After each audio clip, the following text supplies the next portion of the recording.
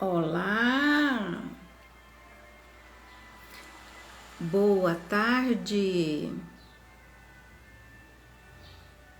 Vamos aguardar um pouquinho.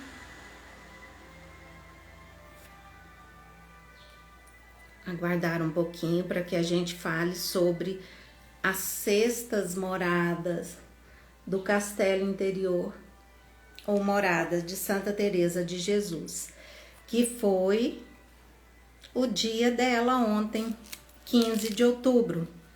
E vou começar com uma oração que ela nos ensina muito preciosa. Nada te perturbe, nada te espante. Tudo passa. Só Deus não muda.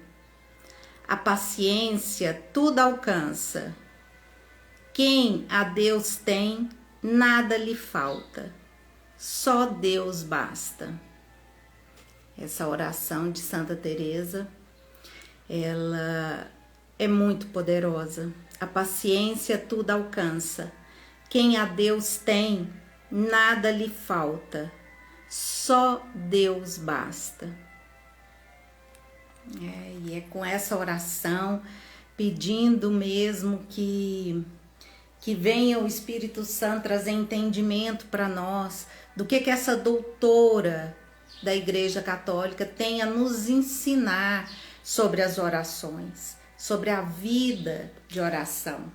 E eu trouxe aqui esse livro, Teologia da Perfeição Cristã, de Antônio Roio Marim. Ele fala uma parte aqui sobre os graus de oração, que é importante a gente iniciar para entender um pouco por que Santa Teresa de Jesus é tão importante para nós. Por que Santa Teresa traz esse aprendizado, essa jornada da oração, para que a gente entenda como crescer na vida espiritual através dos graus da oração. Como crescer na vida espiritual através do autoconhecimento. E ele começa assim: a Santa Teresa de Jesus devemos a classificação mais profunda e exata dos graus de oração, que se conhece até esse momento. Em seu genial Castelo Interior, com moradas, em seu genial Castelo Interior ou moradas, vai descrevendo as etapas sucessivas da santificação da alma em torno de sua vida de oração. Então, no Castelo Interior ou moradas, ela vai falando os graus, as etapas sucessivas da santificação da alma através da vida de oração. O caminho que ela escolhe para que a vida se santifique, que se conheça, é através da vida de oração. Por isso que ela classifica vários, ela não, assim, os teólogos depois, né, ela não tinha essa pretensão de classificar nada. E até uma das críticas que fazem a ela é que ela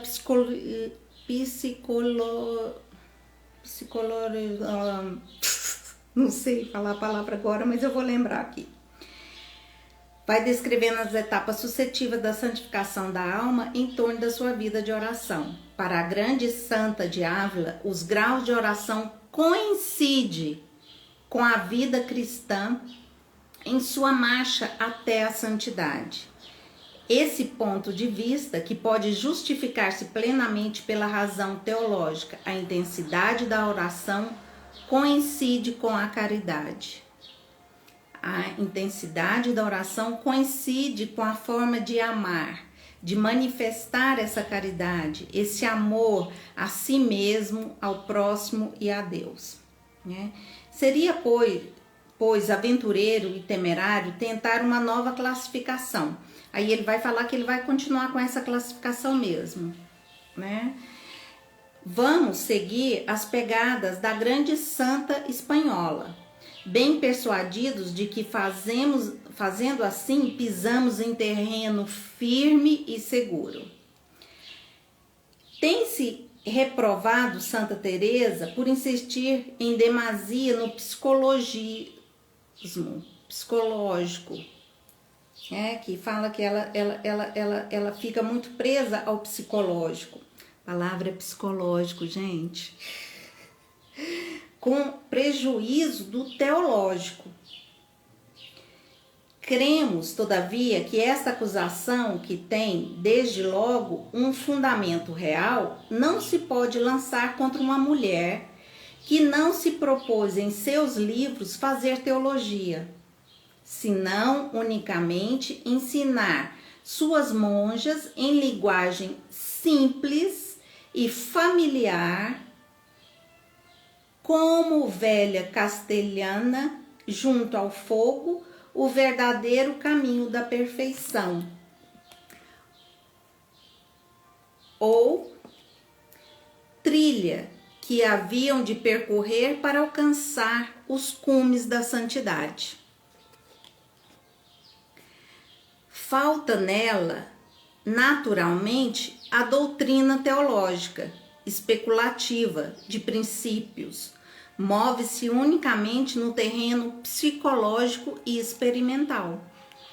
E o Rui Marinho vai falar disso, que independente de não ter essa base teológica tão grande e ela focar mais na alma, no psicológico, Castelo Interior ou Moradas é uma obra-prima, é uma obra maravilhosa que nos ensina sobre a nossa alma, nos ensina o caminho a ser percorrido para encontrar esse rei que mora nesse castelo interior, e ela vai nos mostrar detalhes, como o Rui Marinho disse aqui, experimental. Ela teve mais a pretensão de falar da alma, do psicológico e de como que se experimenta essa jornada rumo à santidade através da oração.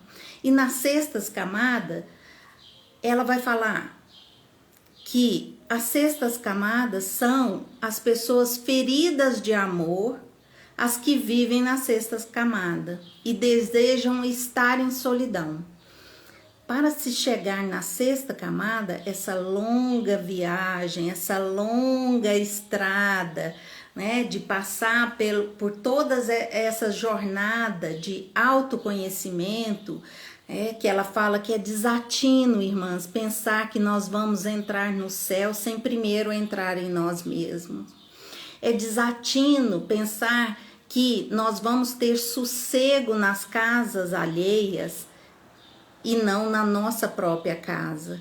É desatino pensar que a paz, a tranquilidade, a realização está fora e não dentro. E ela vai falar dessa riqueza da vida interior, vai falar de como é rico quando nós começamos a nos conhecer.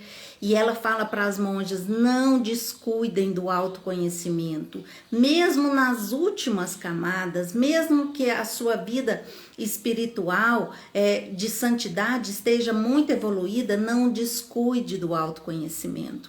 E aqui na sexta camada, quando ela vai querer essa solidão, quando ela vai buscar essa solidão, quando ela fala que é tão importante ficar só, e Deus começa a falar com ela, Jesus começa a falar com ela da importância da ação da caridade, da ação do amor para o outro, que essas ações para fora, quando é com amor, quando leva esse sentimento, ela tem um significado muito grande para acalmar a alma nessas angústias que ela vai relatar na sexta camada.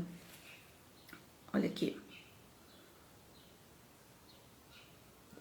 Essa frase de Santo Agostinho: conheça-te, aceita-te, supera-te. Conheça-te, aceita-te, supera-te. Esse é o caminho que Santa Teresa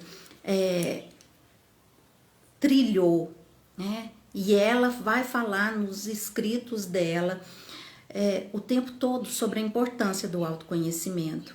E aqui, a leitura que eu faço dessa sexta camada é uma leitura muito pessoal, é algo meu, né? Da forma que eu entendo essas sextas camadas, é quando ela faz contato com...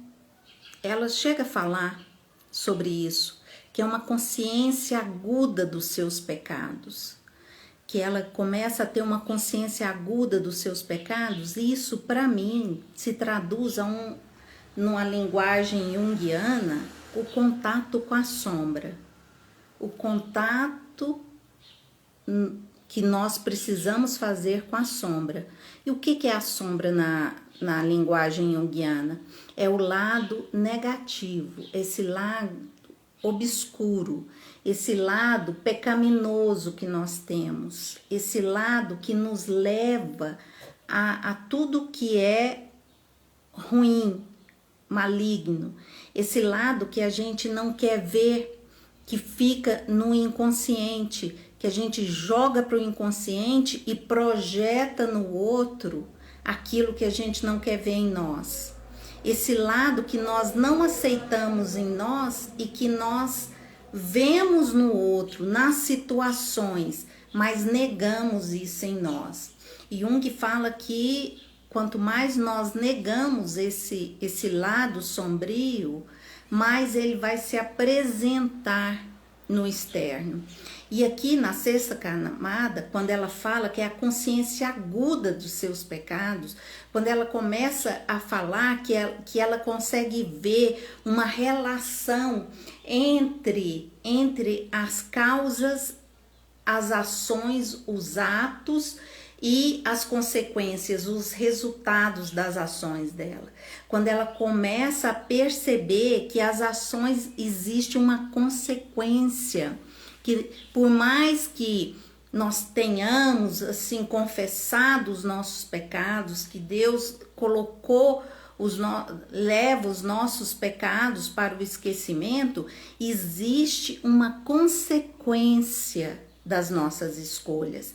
E o amadurecimento está quando eu percebo que aquilo que eu estou vivendo está relacionado a minhas escolhas passadas, que aquilo que nós colhemos está relacionado àquilo que nós plantamos, mesmo quando nós estamos inconscientes de que aquilo é ruim, que aquilo é pecado, que aquilo não se faz. Existe um plantio e que ela, aqui na sexta camada, Santa Teresa vai falar para nós que começa a ter uma consciência profunda do pecado que mora em nós, do pecado que mora na nossa alma, que a gente chama de sombra, esse lado que a gente tenta negar o tempo todo. Então ela começa a falar dessa situação que a alma se encontra. É como que se entrando nessas moradas, Deus trouxesse com mais clareza as misérias que nós trazemos na alma, para que toda boa obra seja realmente reconhecida que vem de Deus, para saber da miséria desse vermezinho, de onde esse vermezinho saiu, da miséria que ele é, para se transformar na borboleta, né? Esse vermezinho se faz o casulo e se transforma numa linda borboleta. Então, Deus começa a mostrar para nós que a nossa miséria é muito maior do que aquela que a gente consegue enxergar. E por que só aqui na sexta camada que Deus começa a mostrar? Porque para a gente ver a nossa miséria, nós precisamos de musculatura emocional. Para que a gente veja como nós tendemos, somos condicionados, habituados ao pecado, aquilo que é sombra, para que a gente consiga ver isso, nós precisamos de uma musculatura emocional e espiritual. Então, só agora Santa Teresa, entrando nas sextas moradas, que são a quinta, sexta e sétima, são as moradas místicas, né, que já teve assim um contato assim muito pessoal, íntimo com Deus, muito forte, né? Já teve os arrombamentos, os gostos, os contentamentos, tudo isso a alma já experimentou. Então agora ela pode olhar para a miséria que ela tentou esconder, tentou pôr num pano de fundo. Tô falando da alma, não só da alma de Santa Teresa, mas a nossa também. Ela, como essa mestra da oração, ela vai mostrar para nós que agora que a gente se fortaleceu, que conheceu mais a Deus e a nós mesmos, nós temos capacidade e responsabilidade de olhar para esse lado negativo em nós, para olhar para essa sombra que insiste em projetar as nossas misérias no outro. E ela começa a entender que tudo, né, que vai nos acontecendo é pela graça de Deus, para que a gente veja cada vez mais. E vendo cada vez mais, nós nos preparamos para esse casamento espiritual com Deus. Tem um autor que fala que nas sextas moradas é como o abraço, o sentimento é como o abraço que o filho pródigo recebe do pai.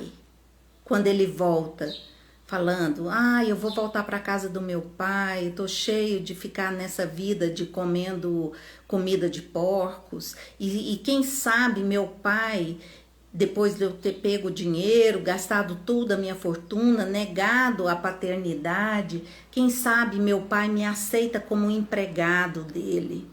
Aí o filho pródigo volta e o pai o recebe com um abraço. E que esse abraço foi como se tocasse nas feridas mais profundas dele. E ele sentisse a dor do amor. A dor que é esse pai amoroso que me acolhe, me abraça, apesar de todo o mal que eu fiz, de todo o engano que eu tenha cometido, ele me recebe com um abraço e troca as minhas vestes. E aí ela vai falando que essa experiência desse amor de Deus é como se uma flecha entrasse no coração e saísse rasgando o coração de amor, que é algo tão profundo que Deus faz com a alma para entrar nessa sexta morada, que é tão assim para expandir a capacidade de amar, que ela sente uma dor profunda de ter ofendido a Deus, de ter pensado, imaginado por segundos que as coisas externas que iam satisfazer a alma dela. É uma dor profunda de ter trocado Deus, esse rei maravilhoso, esse banquete que Deus oferece para nós, por coisas tão pequenas. E ela vai falar que essa sexta morada, ela traz essa dor, essa inquietação, esse autoconhecimento das misérias que nós vamos guardando, que nós vamos colocando em caixinhas, né? Como se fosse assim no computador, em pastinhas, e vamos deixando esquecida lá. E para avançar, Deus pede para fazer uma limpeza nesse HD, limpeza em todas essas pastinhas que nós vamos acumulando, guardando na nossa alma. nessas feridas que não estão cicatrizadas, nessas dores que não foram curadas, mas que nós começamos a negar a existência delas. Essa tendência ao orgulho, essa tendência à obstinação, essa tendência à mentira, essa tendência que nos faz ferir a Deus, começa a ter a revelação em nós. Essa tendência, nós começamos a perceber o que nós fizemos, com uma máscara, com uma persona de santinhas, de perfeitinhas, para agradar muito mais ao outro do que Deus. E Deus começa a falar assim: não, agora você já consegue olhar para isso. Agora você já consegue ver que tem algumas feridas que precisam ser curadas por um matrimônio celestial, espiritual, para que você vá para as sétimas moradas mais plena, sabendo que nesse castelo interior existe sim lugares que ainda não foram totalmente iluminados pela graça de Deus, e que a partir do momento que esses lugares são iluminados pela graça de Deus, eu consigo aceitar. Eu conheci e eu começo a aceitar que eu tenho um lado sombra. Eu tenho um lado que, se der qualquer brechinha, eu vou para o pecado e para o orgulho. E que eu preciso sim orar e vigiar e orar incessantemente para que eu consiga ter a graça de ter essa musculatura, olhar para esse lado e conseguir avançar, ter mais luz nesse lado sombrio. Então, o discernimento das causas e consequências, eu começo a entender o que está acontecendo e como isso tem uma autorresponsabilidade. Eu começo a desenvolver a autorresponsabilidade pelas minhas ações. Não é mais o outro, o externo, o calor, o frio, a chuva, o governo, o pai, a mãe. Não, sou eu. São as minhas escolhas que me colocaram na situação. Porque o a principal característica nossa do ser humano é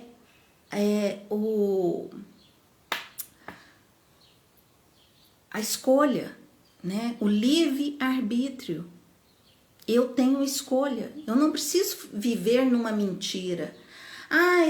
O meu trabalho é péssimo, o meu empregador é péssimo, as pessoas que vivem, nossa, são péssimas, fazem isso, fazem aquilo outro. Oi, peraí, você é adulta? Adulta, então tem responsabilidade pelas suas escolhas. Então procura um emprego novo, procura uma outra situação. Mas não dá para eu ficar nessa infantilidade, nessa falta de maturidade emocional, culpando o outro pelas minhas escolhas. Nós precisamos dar esse passo de autorresponsabilidade, de nos responsabilizar pelas nossas escolhas. Então, a criança realmente ela não tem responsabilidade pelas escolhas dela. Ela pode ser reativa aos pais e pode estar obedecendo aos pais e deve estar obedecendo aos pais. O adolescente muitas vezes também, mas o adulto não dá para ele ficar nessa postura de que é o outro que é responsável, é o outro que fez algo que fez eu mentir, é o outro que fez algo que fez eu cometer uma coisa errada. Isso é uma imaturidade, Nós temos o livre-arbítrio e isso é sagrado, essa liberdade é sagrada, Então, assim, nós somos condenados a ser livre. E o que isso significa? Que nós temos escolhas e que Quanto mais eu me conheço e cresço no autoconhecimento, mais eu tenho percepção das escolhas que eu tenho. Quanto menos eu me conheço, quanto menos eu tenho uma vida espiritual, mais eu delego ao outro o poder de escolher para mim. Então, a gente percebe o que? Pessoas adultas delegando o poder de escolher, de refletir, de perceber a realidade para o outro. O outro que tem que me falar o que eu estou sentindo. O outro que tem que validar se isso é certo ou errado. Enquanto isso é coisas de uma criança. E nós vemos pessoas de 40, 50, 60 anos delegando ao outro a autoridade para escolher. E depois fica reclamando porque o outro fez isso, porque o outro é assim, porque o outro paraná. Mas não, a responsabilidade nunca está na pessoa. E isso demonstra uma infantilidade, uma falta de maturidade emocional. E por isso que o meu trabalho está sempre dizendo da importância da maturidade emocional. E da mesma forma que um músculo do nosso corpo não cresce de uma hora para outra, que precisa de atividade física, que precisa de uma alimentação adequada, os nossos músculos emocionais também. Ele precisa de todo um exercício e ele não vai crescer de uma hora para outra. Ninguém dorme sem responsabilidade e acorda com responsabilidade, já dando conta de suportar, né, as mazelas que fazem parte da nossa alma. Aqui Santa Teresa peraí, eu consigo suportar, eu consigo ver isso. Eu consigo olhar para essa situação que me prende, que me chateia, que me deprime, com um olhar de autorresponsabilidade. Como eu posso fazer diferente? Aí tem gente que fala assim, mas enquanto não chegar no fundo do poço, não vai conseguir erguer. E eu digo o seguinte, enquanto não chegar ao ponto de chega, a gente dá um basta na situação.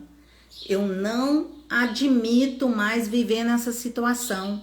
O que hoje eu consigo fazer para sair dessa situação?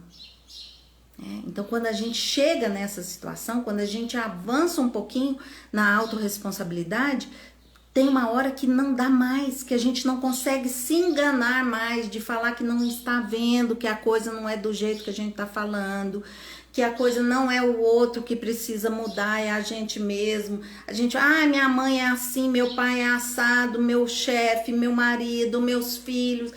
Chega, não são eles que precisam mudar, sou eu. E quando a gente olha para isso, quando a gente encara isso de frente, quando a gente consegue suportar, porque realmente precisa suportar essa decisão de olhar, a gente consegue fazer algo, agir de uma forma na realidade, atuante, responsável, precisa, né? Assim, a gente consegue, porque a partir do momento que a gente tem contato com a verdade, a nossa mente expande. Né? Uma alma que se expande jamais volta ao seu tamanho original. A partir do momento que você faz contato com a verdade, quando você vê a verdade, fala assim, não, é isso. A verdade, ela te dá um impulso, uma força para a ação imensa. Agora, quando a gente fica na mentira, quando a gente fica nessa ilusão, nesse o outro que tem que fazer para que a minha vida melhore, a gente não tem força, porque a nossa alma não está em nós. A nossa alma fica fora de nós.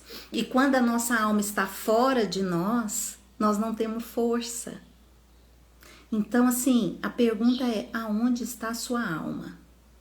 Você tem conseguido olhar para você e ver qual a sua autorresponsabilidade na situação que você está vivendo? Porque não existe progresso, desenvolvimento sem autorresponsabilidade. Nós não conseguimos sair da situação, do conflito, do obstáculo, do problema que nós estamos, sem estar conectadas com a nossa alma, estar presente com a nossa alma, estar ciente da nossa alma. E faz parte de estar em nós essa jornada do autoconhecimento e essa visão de que, peraí, será mesmo que é o outro que mente? Será mesmo que é só o outro que tem esses pecados que me incomodam tanto? Será mesmo que é o outro que precisa mudar para minha vida ser melhor? Mas espera aí, se eu mesma vejo que eu preciso mudar e não consigo, será mesmo que eu vou continuar nessa postura de falar para o outro, fazer com que o outro mude e não eu, se eu não consigo mudar nem a mim mesma? Então nós vamos por uma ilusão. A gente quer que o outro muda, como se mudar fosse algo muito fácil, mas a gente não muda. Você já percebeu isso em você? Já percebeu essas situações em que você quer porque quer que o outro mude, mas como se para você fosse fácil mudar, mas você não muda, né? Então toda vez que nós estamos olhando muito para fora, olhando muito para a situação fora e não estando em nós, nós perdemos força. Nós estamos com pouca força emocional e espiritual. Porque a força espiritual, ela vem do livre-arbítrio. De eu saber que eu faço as minhas escolhas. Eu sou responsável pela minha vida. Somente eu vou dar conta das minhas atitudes, não é o outro. Ai, gente, fácil não é, mas é tudo pela graça. Fácil não é, mas é tudo pela graça. E é o que Santa Teresa começa a nos dizer nessas sextas moradas. E ela fala que tem... para falar a verdade, deixa eu ler uma parte aqui. Para falar a verdade, saberá ela dizer o que tem? Ela está falando da alma. Trata-se de coisas indizíveis. São angústias e penas espirituais que ninguém sabe definir. O melhor remédio, não digo para acabar com isso, que não o acho, mas para conseguir suportá-lo é ocupar-se em obras de caridades e outras obras exteriores. Né? Para acabar com essa angústia, para acabar com esse sentimento dessa morada, ela vai falar que as obras de caridade, quando eu começo a ajudar o outro, quando eu começo a ir para fora no sentido de ajudar, de amar, de aceitar o outro como ele é, isso causa em mim uma transformação positiva, que eu consigo suportar as angústias que vem quando eu olho para as minhas misérias. É ocupar-se em obras de caridade e outras obras exteriores. É confiar na misericórdia de Deus, que nunca falta aos que nele esperam. Seja ele para sempre bendito. Amém. É aquela situação que é uma angústia tão grande que eu preciso confiar que Deus tem um propósito de me mostrar aquilo. Ele não está me mostrando ou fazendo eu ver coisas em mim que eu não quero ver por simples para me fazer sofrer. Não é isso. é por amor. E quando eu saio, quando eu faço obras de caridade, eu aumenta a minha força emocional e espiritual. Quando eu ajudo o outro, mas peraí, eu preciso entender que eu preciso olhar para dentro, olhar para minha alma, mas eu preciso ter uma musculatura emocional. E eu preciso fazer obras de caridade. Eu preciso entender que nessa ação de obras de caridade, de amar, isso vai me dar força para eu olhar mais para dentro e que a graça de Deus venha com mais força. Que aí a fé aumenta. E você já sentiu como é bom, como é gratificante, como é rico quando nós nos sentimos úteis ao outro? Quando nós conseguimos realmente ajudar o outro, sair um pouco desse ego e ajudar o outro. Quando a gente percebe que uma palavra que a gente falou, um gesto que a gente fez diferença para o outro, isso nos dá força emocional. Porque nós começamos a ver que realmente, eu sou cheia de miséria, mas eu ainda consigo ajudar um pouco o outro. Por amor, por caridade, pequenas ações por amor fazem toda a diferença para a nossa musculatura emocional e espiritual. E quanto mais nós temos essa musculatura, mais nós conseguimos nos ajudar, mais nós conseguimos suportar aquelas situações que nós precisamos aprender a ter a paciência para esperar a graça de Deus naquela situação. Que a nossa tendência é querer resolver imediatamente, e não é assim que Deus faz. Então, Ele vai nos dando a paciência. A paciência tudo alcança, que é a oração que Santa Teresa nos ensina e que eu li para vocês no início. A paciência tudo alcança, e quando nós alcançamos essa paciência, nós conseguimos suportar e esperar com que Deus vá alargando a nossa capacidade de amar, alargando a nossa capacidade de senti-lo, de conhecê-lo. É muito bom a gente fazer exercício de abrir os braços, Os braços, eles são a extensão do nosso coração. Nós abraçamos o outro, nós trazemos o outro para nós. Então, quando nós alargamos o nosso cardíaco, que a gente fala, quando nós alargamos, fazemos esse movimento de abrir para a vida, o nosso emocional muda. Você já experimentou isso? Quando a gente fica muito triste, a gente vai se fechando, A nossa respiração começa a ficar curta, a gente não consegue expandir, abrir para o novo, abrir para a vida, abrir para confiar no fluxo da vida, abrir que as coisas estão difíceis, que nós estamos em guerra, mas sempre estivemos,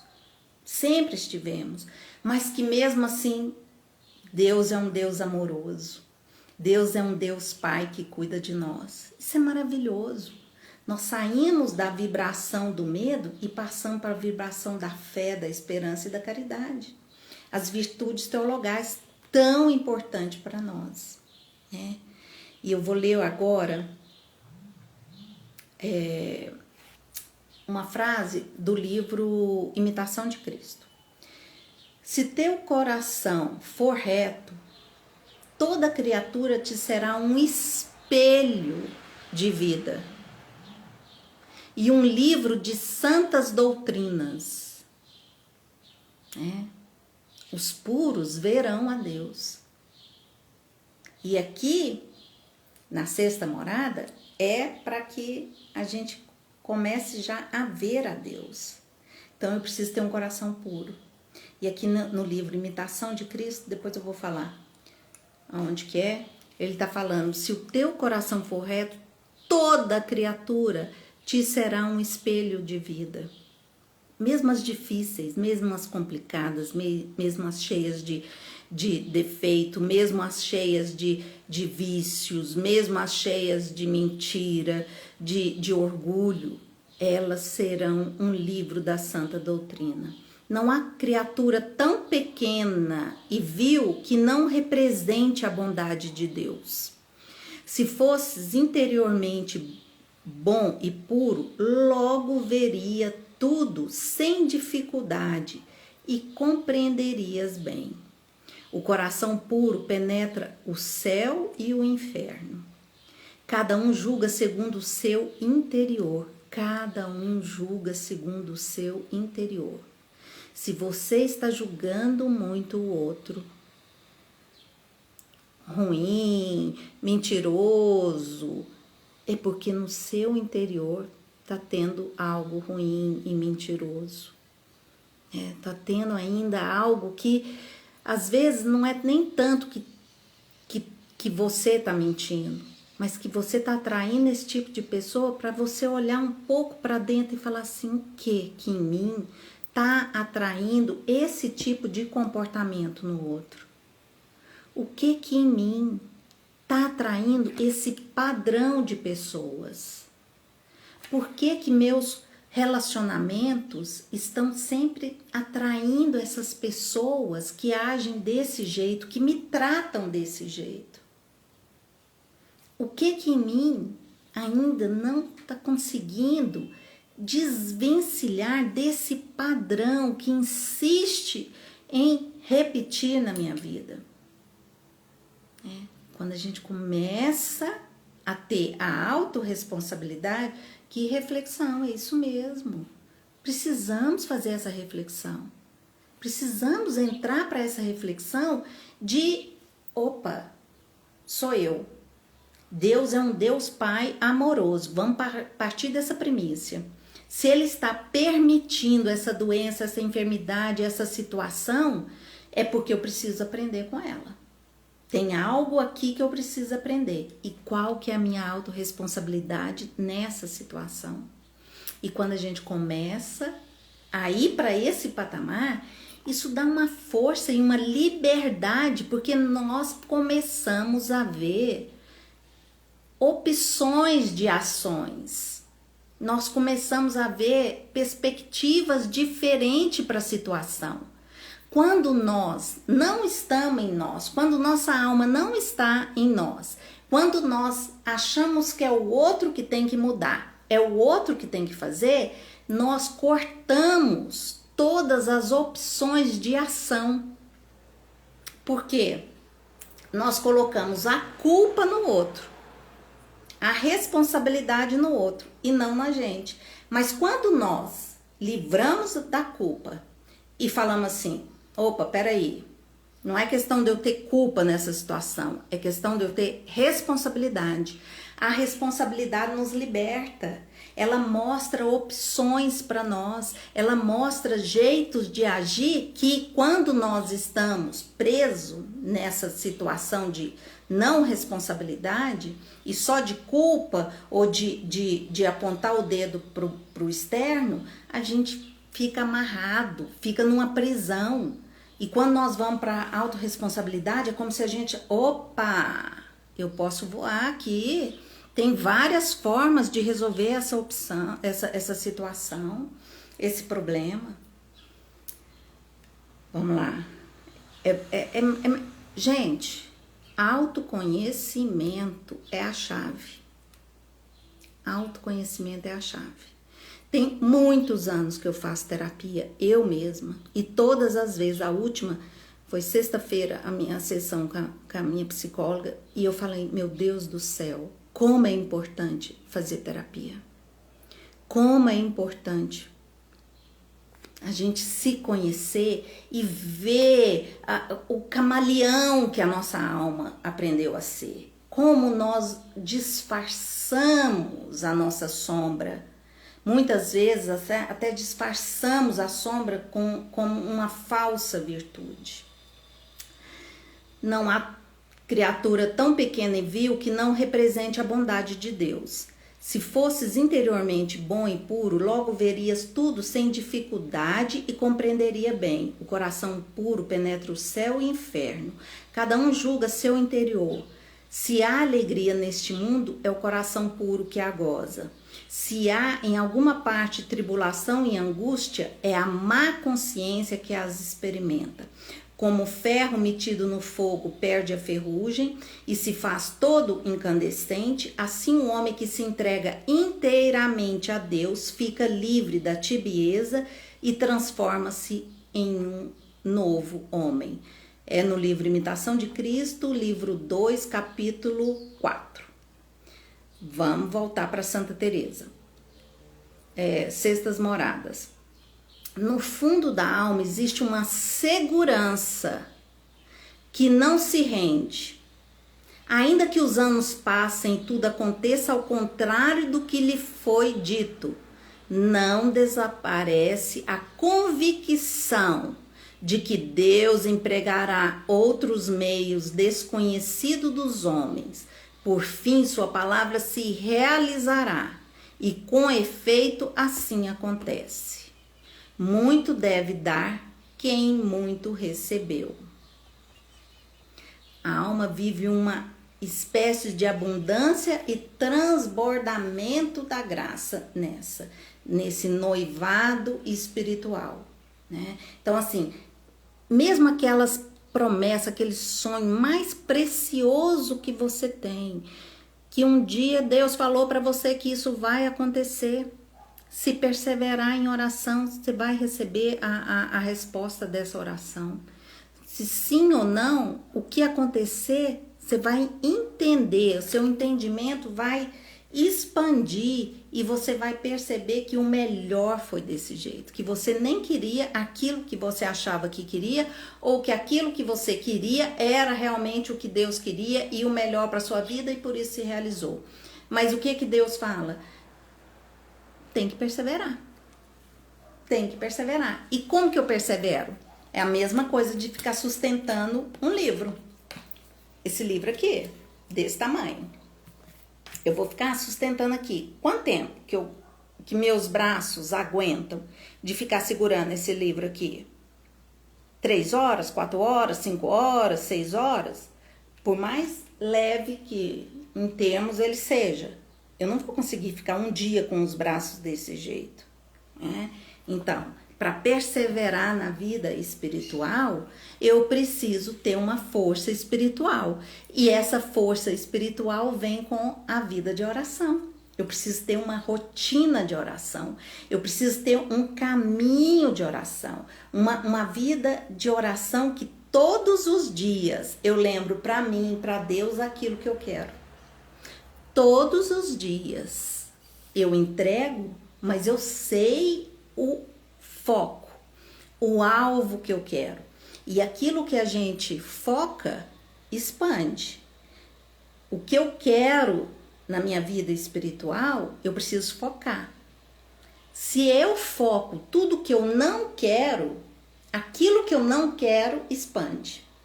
Se eu foco só nos defeitos, se eu foco só nas coisas ruins, no medo, o que vai acontecer com o medo? Ele vai expandir. Agora, se eu foco na fé, na esperança e na caridade, o que vai acontecer com a minha alma?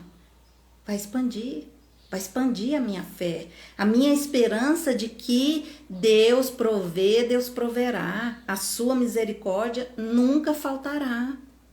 Então, quanto mais eu tenho essa musculatura emocional, mais eu aguento essa espera, mais eu aguento a perseverança, a disciplina e perseverança. Eu costumo dizer, não existe crescimento sem disciplina e perseverança. É uma ilusão a gente achar que a gente vai conquistar aquilo que a gente quer sem disciplina e sem perseverança. Nossa. E na vida espiritual é a mesma coisa. Eu preciso ter uma disciplina de oração. E Santa Teresa aqui vai falar isso pra gente. Eu preciso ter uma vida de oração que me leve a perseverar, a criar uma musculatura para suportar a espera e ter paciência. A paciência, que é tão importante. Deixa eu ver mais aqui.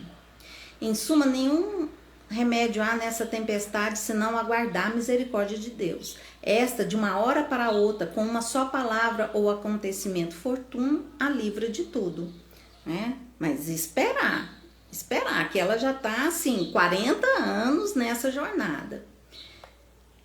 E aí ela vai falar do choro, porque ela começa a falar assim, que chora muito, que é uma fase muito difícil. Olhar para essas mazelas, olhar para a sombra, muitas vezes causa muito choro. Olha que lindo que ela vai falar sobre o choro. Não pensemos que tudo consista em chorar muito. Consiste antes em pôr mão à obra e fazer muito, praticando as virtudes, que é o que importa. Quanto às lágrimas, não façamos esforço em provocá-las, venham quando Deus as der. Estas deixarão regada a terra seca de nossas almas e ajudarão eficazmente para que dê frutos. Quanto menos caso fizermos delas, mais ajudarão. São águas caídas do céu. Não engula o choro. Saiba que as lágrimas molham a semente dos sonhos que você tem. Saiba que as lágrimas te ajudam a fluir das águas, ao encontro das águas vivas. E aqui ela vai estar falando assim, deixa que elas venham, deixa que as lágrimas venham e molham essa terra seca.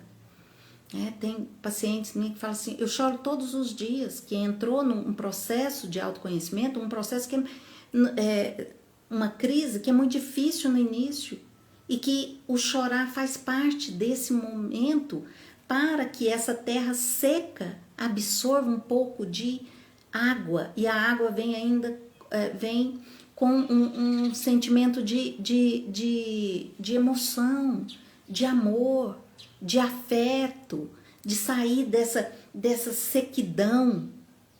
A água ajuda a terra a ser mais maleável. Quando a terra está muito seca, ela fica dura, ela fica inflexível. E quando a gente deixa que as lágrimas venham, a gente fica mais maleável, a gente se deixa mover mais. E quando a gente fica muito seca, muito assim, tem que ser do meu jeito, é assim que eu quero, a gente fica inflexível e Deus não consegue agir. Então, assim, se tá com vontade de chorar, não engula o choro, chore, deixa com que as coisas comecem a molhar e ficar mais flexível, mais moldável, se deixar moldar na mão do oleiro, se deixar que o oleiro dê uma nova forma àquilo que está tão rígido, está tão cheio de rachaduras, mas que não traz vida, que nada floresce ali. Muitas vezes acontecerá ficarmos cansadas à força de cavar e não acharmos nenhuma poça.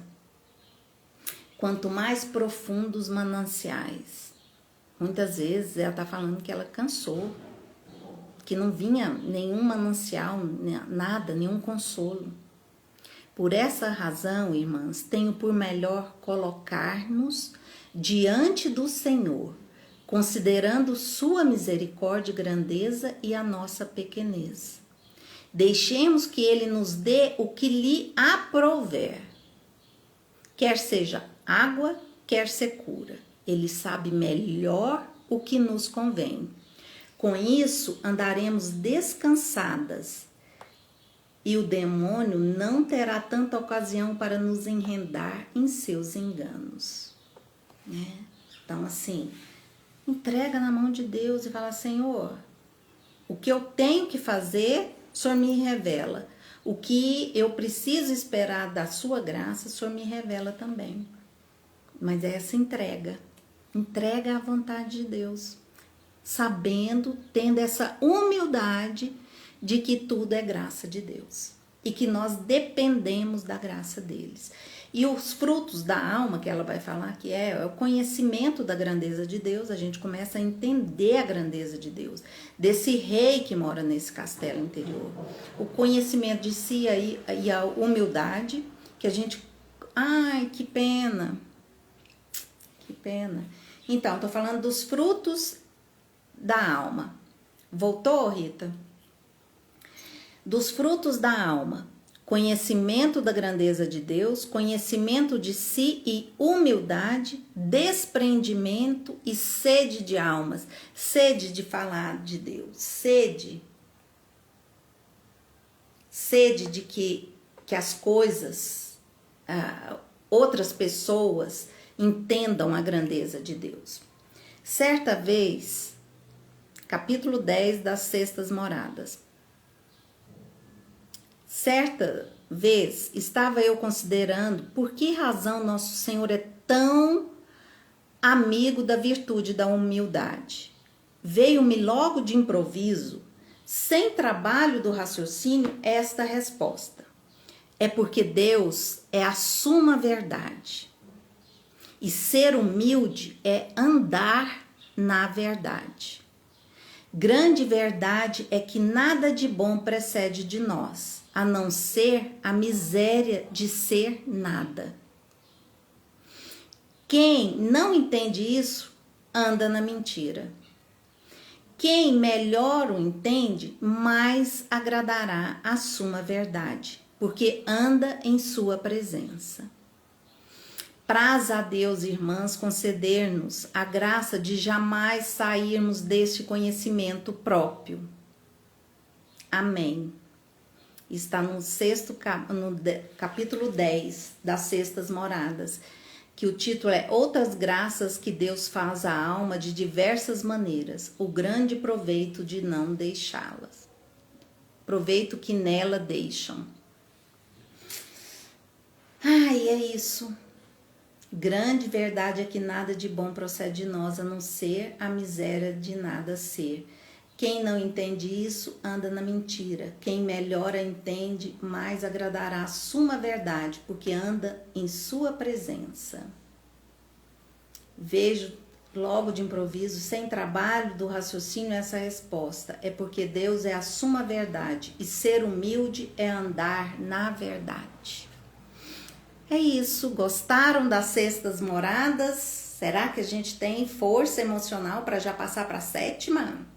Ou será que a gente ainda fica na sexta e fala um pouco desse livro aqui, dos graus da oração? Tô achando que eu vou fazer isso. A gente falar um pouco dos graus da oração para ir para a sétima morada e terminar, né? Para entrar mais nessa questão que Santa Teresa vai nos mostrando, né? A evolução do autoconhecimento traz a evolução da oração, dos graus de oração. Beijo, obrigada, viu?